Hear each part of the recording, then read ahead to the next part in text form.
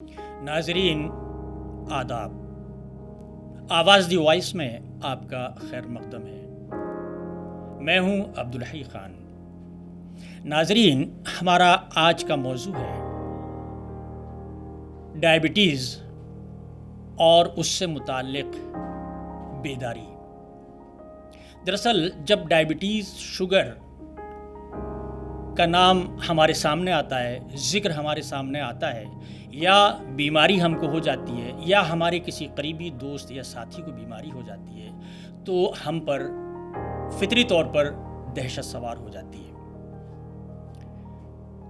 असल में अगर देखा जाए तो ये बीमारी इतनी तेज़ी से बढ़ रही है कि हिंदुस्तान में तकरीबन 9 करोड़ लोग, यानी 1 अरब 1.5 अरब से ज़्यादा की आबादी में इस वक्त 9 करोड़ लोग बीमार हैं इस बीमारी से, और दुनिया में हर 11वां आदमी इस बीमारी में मुब्तला है। अभी तक ये कहा जाता था कि ये बीमारी बड़े लोगों की और बड़े शहरों की है, लेकिन अब देखा ये जा रहा है कि ये बीमारी गांव से शहरों तक या शहरों से गांव तक और गली कूचों तक फैली हुई है। हर जगह डॉक्टर, दवाएं पाई जाती हैं और लोग इलाज के लिए जाते हैं। तो सवाल यह है कि इसी से मुताल्लिक़ बहुत सी गलतफहमियां भी हमारे जहनों में बैठी हुई हैं।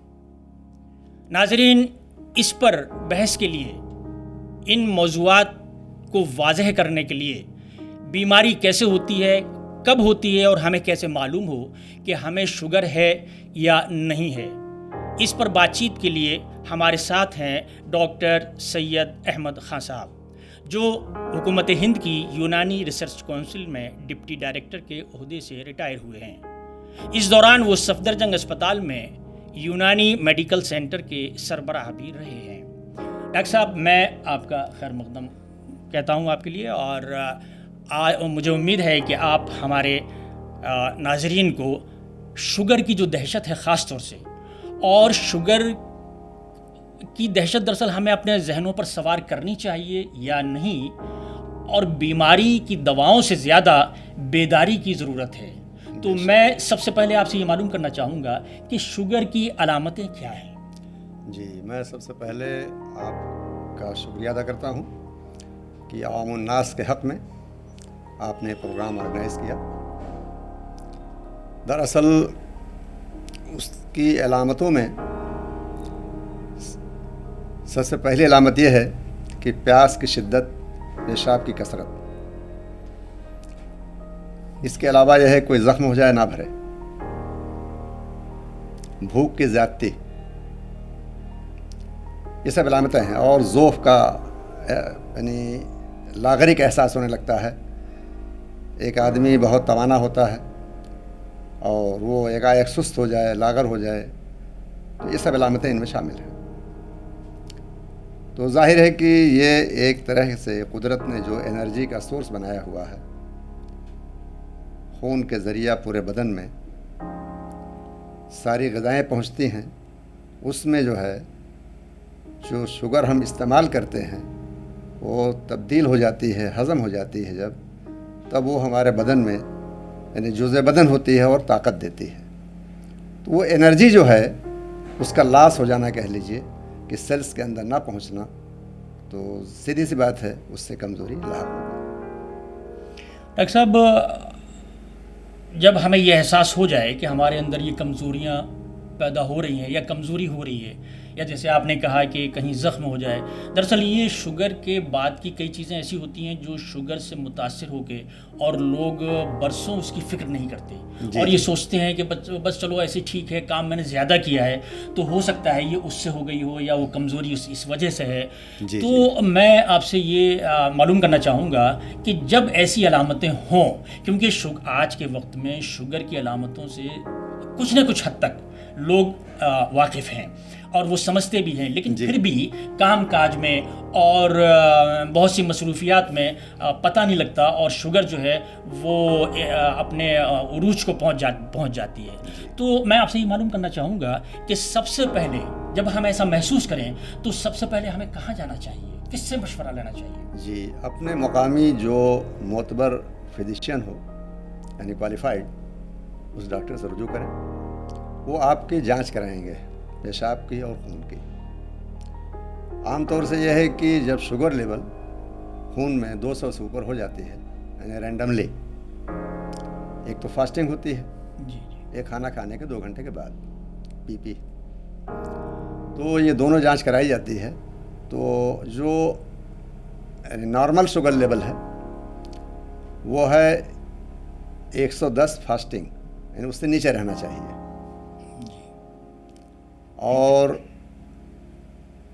जो पीपी है वो 160 से 70 तक रहनी चाहिए। अब अगर इससे ज़्यादा है और रैंडमली कई बार हम चेक कर लेते हैं। रैंडमली का मतलब ये है कि खाने पीने के बाद जब मर्जी आए कर लिया। एक एहतमाम से करना है कि फास्टिंग पीपी, रात में हम करीब 8-10 घंटे ना खाना खाए हों, फिर सुबह हम जांच कराएं, वो फास्टिंग है। और उसके बाद जाहिर है कि 2 घंटे के बाद, यानी अच्छी तरह शुगर खाने पीने की चीज़ें देने के बाद फिर हम दोबारा जांच करके देखते हैं कि अब लेवल कितना है। इससे अंदाज़ा होता है कि जो हमारा जो पैंक्रियाज है, जहाँ से इंसुलिन निकलता है, जो कुदरत ने एक हार्मोन दिया हुआ है, एंडोक्राइनल ग्लैंड्स हमारे बदन के अंदर हैं, तो उनमें ये ग्लैंड्स जो है कितना काम कर रहा है, उसमें से कितना हमें ज़रूरत भर इंसुलिन आ रही या नहीं आ रही है। अगर ज़रूरत भर इंसुलिन आ रही है, इसके माने शुगर लेवल आपका मेंटेन है। ये कुदरत ने हमारे जिस्म के अंदर तमाम सारे आलात पैदा किए हैं, उसमें एक एंडोक्राइनल ग्लैंड्स हैं और वो जो हार्मोन्स का सिक्रेशन करते हैं, तो वो बहरहाल पैंक्रियाज के ज़रिया इंसुलिन हार्मोन आता है। अब डॉक्टर साहब, ये मालूम हो गया किसी मरीज़ को कि उसको शुगर है जी, और शुगर के 3 मरहले होते हैं, टाइप 1, टाइप 2 टाइप और 3 में भी शायद 3। जी आप बताएं। तो ये उसके बाद जिस्म ये भी है कि अगर ज़्यादा दिनों तक नहीं मालूम, इलाज चल रहा है और मरीज़ ने ये, कुछ लोग ऐसा होता है डॉक्टर साहब कि परेशानियां होने के बावजूद भी ये जानने के लिए कि मुझे क्या बीमारी है और शुगर से मतलब दहशत इतनी ज़्यादा है, तो इस मामले में आपका क्या मशवरा है? दूसरे ये कि शुगर, ख़ास तौर से डायबिटीज़, जिसको जो मर्ज़ का नाम है, जिसको हम उर्दू में ज़ियाबीत्स कहते हैं, सबसे पहले मतलब ये तो आपने बताया कि सबसे पहले क्या करना चाहिए। अब उसका दूसरा मरहला आता है कि अगर प्रॉपर या सही तरीके से इलाज नहीं हो रहा है तो फिर वो जिस्म के किन हिस्सों को मुतासिर करती है शुगर? जी, असल में इसका सबसे बड़ा ख़तरा जो होता है, हमारे जो कुदरत ने वाइटल आर्गन्स बनाए हुए हैं, यानी वो आर्गन कि अगर उसको फेल्योर हो जाते हैं तो ये मुहलिक साबित होती है, जिसमें दिल है, गुर्दा है, और इसके बाद जो है आँखों की जो साइट है वो मुतासिर होती है। और यूँ छोटी मोटी अलामतों में यह है कि यानी उसे न्यूरोपैथी हो जाती है, रेटिनोपैथी है, सब बातें कही जाती हैं, ये सब है। यानी साइड इफ़ेक्ट सबसे बड़ा जो है उसका वो ये है कि उसका गुर्दा मुतासिर ना हो और आँखों की हिफाजत कर ले। डॉक्टर साहब, और दिल का तो खैर ही है, टाइप 1, टाइप 2 और आगे जो भी प्रॉब्लम्स आती हैं, हाँ, इसका मतलब क्या है? इसको कैसे असल समझा में जाएगा? ये मोटी मोटी बातें समझने की है कि टाइप 1 जो होता है वो आम तौर से जिसमें इंसुलिन बिल्कुल ही नहीं बनती, और उमूमन ये जो है पैदाइशी भी होती है। तो दूसरी सूरत में है कि इंसुलिन बनती तो ज़रूर है लेकिन मिकदार भर नहीं बनती, जितना चाहिए उतना नहीं बनती। इसलिए ये आम तौर से 40 साल के बाद के लोगों में पाई जाती है उमूमन। और टाइप 1 जो है कभी भी हो सकती है, पैदाइशी भी हो सकती है, जब भी कभी लाहा हो जाए। तो ये है कि इसमें हम ये मान लें कि हमें शुगर का यानी कब डिटेक्ट हुई, कब पता चला कि हमको शुगर है, तो उसके अकॉर्डिंग हम अपनी डाइट से कंट्रोल कर सकते हैं। अगर हमारे पास जो है 250 रैंडमली है, यानी पीपी 250 तक, तो हम मान लें कि ये डाइट से कंट्रोल हो जाएगी। और डाइट के साथ ये है कि जो तिब्ब यूनानी में असबाब सित्ता ज़रूरिया का जिक्र किया गया है, اس پر اگر ہم عمل کرتے ہیں تو دوا کی ضرورت نہیں پیش آئے گی. چونکہ مینلی یہ ہے کہ ہم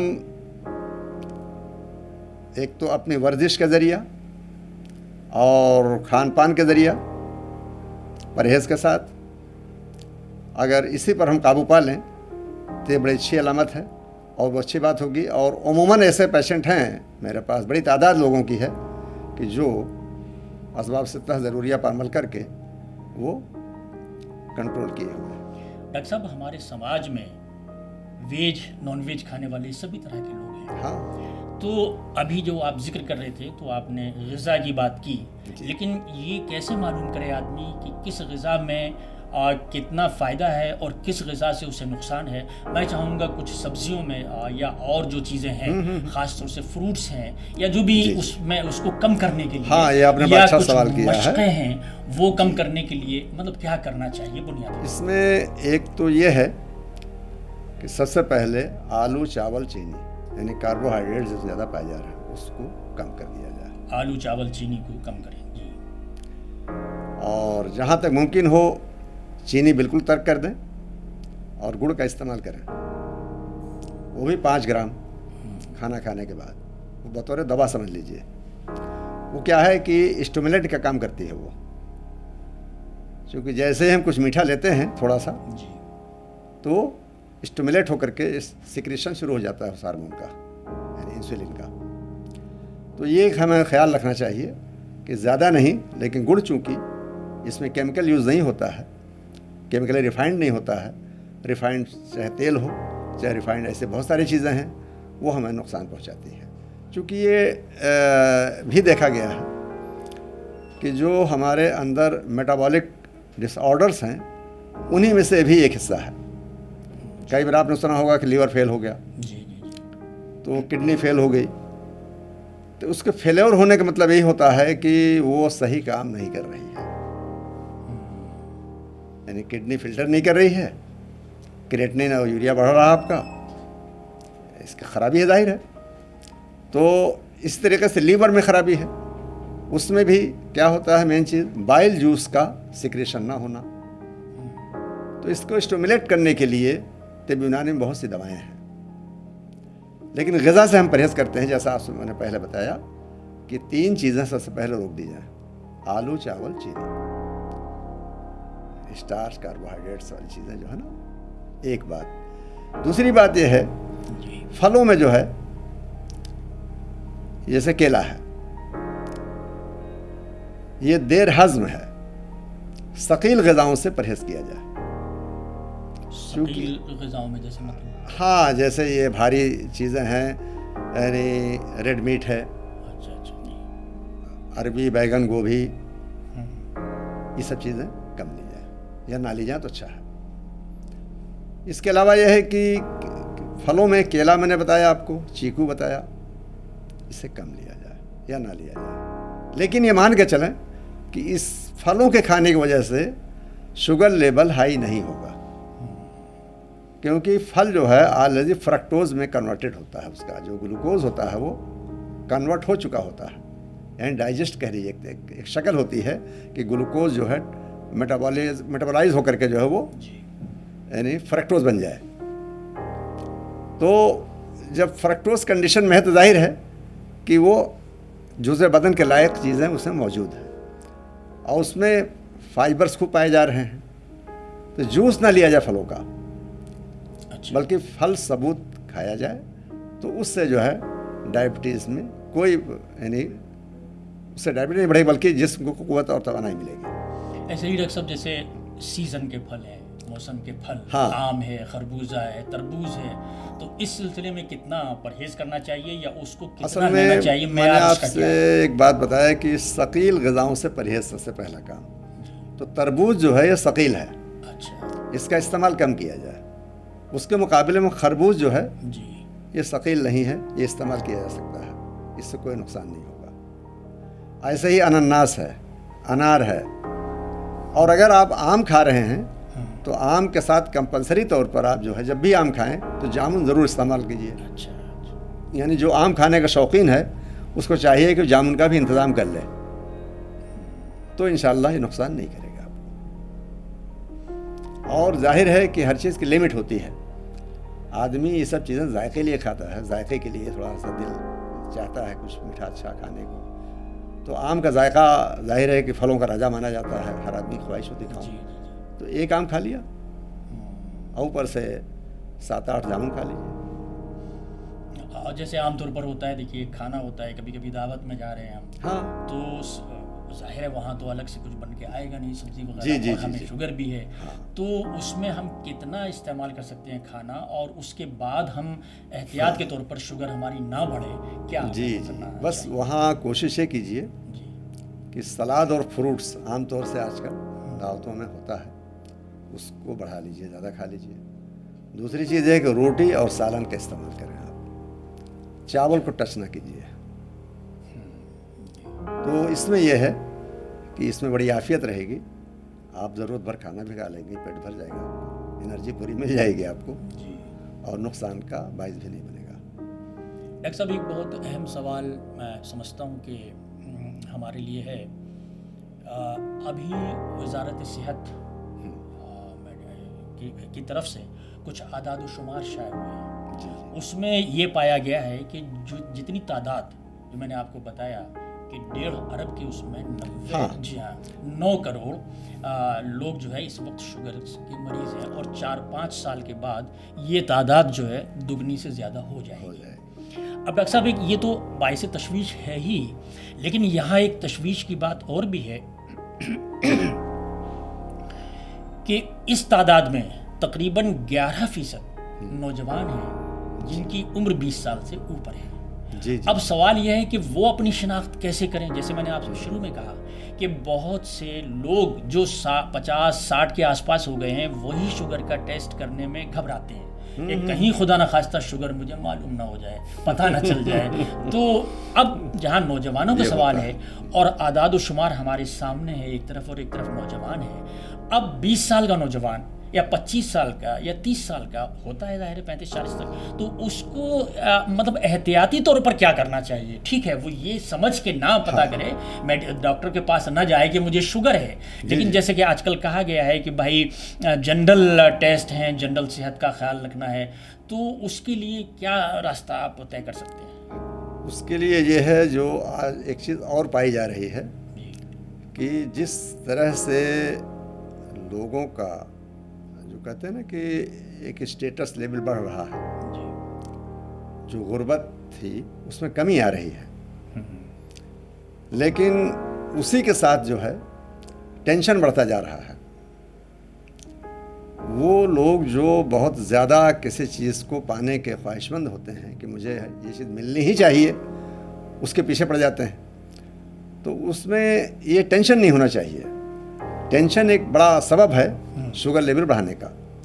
دوسرے ملاوٹی کھان پان، باہر کے کھان پان جو ہے، یعنی ٹینشن آپ یہ کہنا چاہتے ہیں کہ اپنے آپ میں خود ایک علامت ہے؟ ایک علامت ہے بہت بڑی، اس سے بچنے کی کوشش کرنا چاہیے۔ اس کے لیے وہی ہم نے بتایا نا کہ ایک تو ہم یہ دیکھیں کہ ہم رہ کہاں رہے ہیں، آب و ہوا کیسی ہے، کھانا پینا کیسا ہے، پانی صحیح مل رہا نہیں مل رہا ہے، ٹائم سے کھا رہے ہیں، تازہ اور سادہ کھا رہے ہیں نہیں کھا رہے ہیں، غذائیت جیسے آپ نے کہا کہ سیزنل پھل، سیزنل سبزیاں، یہ واقعی قدرت نے ہی بنایا ہمارے لیے، ہمارے جیسے قدرت جس نے بنایا نا، ایسا قدرت نے انتظام کیا ہمارے جینے کے لیے۔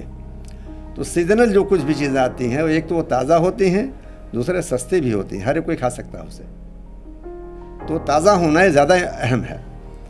تو دوسرے یہ کہ ایک بڑا افسوسناک پہلو یہ ہے کہ جو غذا ہم لے رہے ہیں اس میں غذائیت کم ہے، ملاوٹ زیادہ ہوتی ہے۔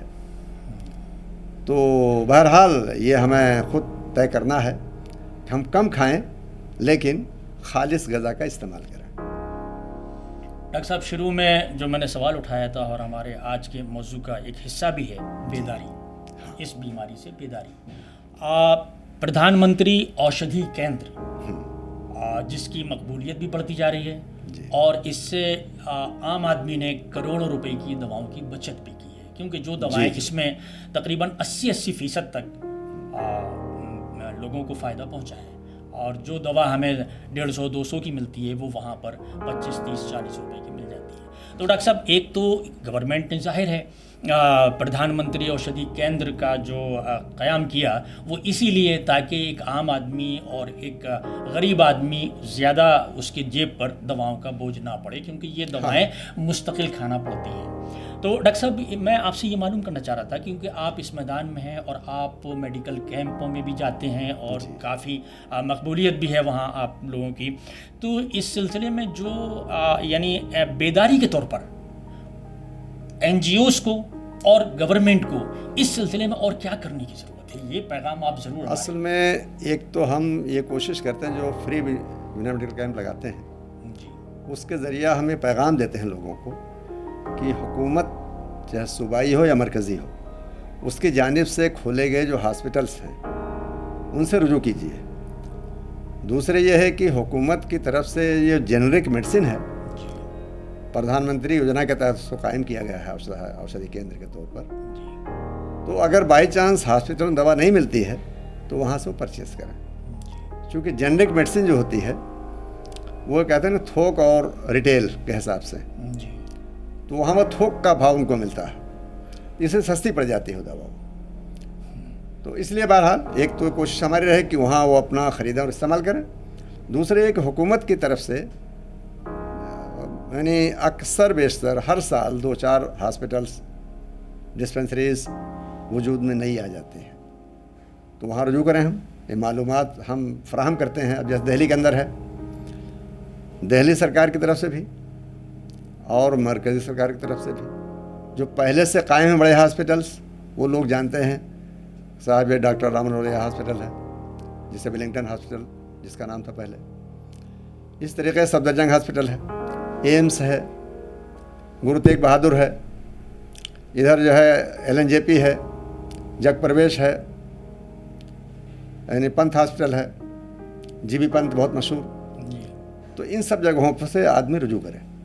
تو یہاں چونکہ اسے رائے جو ملے گی وہ صحیح رائے ملے گی، چونکہ یہ ڈاکٹرز جو ہوتے ہیں یہ ذمہ دار ڈاکٹر ہیں، ریسپانسبل ڈاکٹرز ہیں، کوالیفائڈ ڈاکٹرز ہیں، ان کو جو ہے پبلک سے ہمدردی بھی ہے اور جو ہے وہ صحیح مشورہ بھی دیتے ہیں، وہ آپ کو صحیح رائے دی جائے گی کہ آپ اپنے کھان پان کا خیال رکھیں، کس طریقے سے اور کون سی دوائیں استعمال کریں، زیادہ کریں نہ کریں، اور جانچ فالتو نہیں کرائیں گے، وہ جو ضرورت کی چیزیں ہیں وہ دیکھ لیں گے۔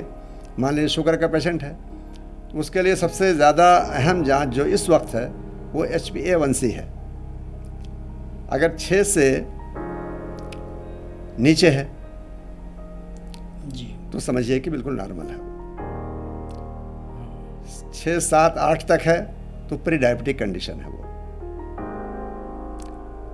اس طریقے سے فاسٹنگ PP رینڈم یہ سہولیات ہیں، آسانی کے ساتھ 4-6 مہینے میں جب کرتے ہیں ہم جانچ تو HbA1c کراتے ہیں۔ ڈاکٹر صاحب یہ تو بات آپ نے صحیح بتائی، جو احتیاط ہیں وہ تو کرنے ہی چاہیے اور بیداری کے لیے بھی آپ نے کافی تفصیل سے روشنی ڈالی، لیکن آپ دیکھتے ہیں کہ آج کل فیس بک پہ اور یوٹیوب پہ، سوشل میڈیا پر، خاص طور سے فیس بک پر ہر 4-5ویں پوسٹ جو ہے وہ شوگر سے متعلق ہوتی ہے، ڈائبٹیز سے متعلق ہوتی ہے، کوئی گولیاں بیچ رہا ہے، کوئی سیرپ بیچ رہا ہے، شربت بیچ رہا ہے، کوئی کیپسول بیچ رہا ہے، تو ان پر کہاں تک بھروسہ کیا جا سکتا ہے؟ بس میں تو سب سے یعنی آج کی بات چیت کا جو سب سے اہم ایشو ہے وہ میں اسے ہی مانتا ہوں کہ یوٹیوب پر اور جو کوئی بھی سوشل میڈیا پر ڈالتے رہتے ہیں اس طرح کے پوسٹ، اس کو بالکل بھروسہ کے لائق نہ سمجھیں،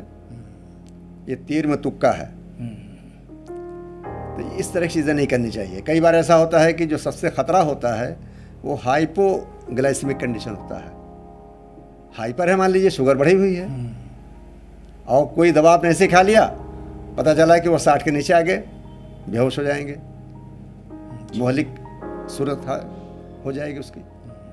تو اس لیے ہمیں چاہیے خاص طور سے کہ یہ سوشل میڈیا کی پوسٹنگ پر ہم بالکل توجہ نہ دیں، کوئی بات جاننی ہے، کنفرم کرنی ہے، اپنے ڈاکٹر سے رجوع کریں۔ ڈاکٹر سید احمد خان صاحب، بہت بہت شکریہ جو آپ نے ہمارے قارئین تک، ہمارے ناظرین تک ان تفصیلات کو، احتیاط کو ڈائبٹیز سے متعلق اور اس کی اس احتیاط اور پرہیز اور پھر کہاں ہمیں جانا چاہیے پہلی فرصت میں، اور اس میں بالکل گھبرانے کی ضرورت نہیں ہے، اس میں دہشت کی ضرورت نہیں ہے، ہم اس پر روشنی تفصیل سے ڈاکٹر صاحب نے ڈالی۔ تو ناظرین، یہ تھا ہمارا آج کا پروگرام جو ڈائبٹیز کی بیماری اور بیداری اس کا موضوع تھا۔ آگے اس طرح کے پروگرام ہم اور بھی پیش کرتے رہیں گے، جب تک کے لیے شکریہ۔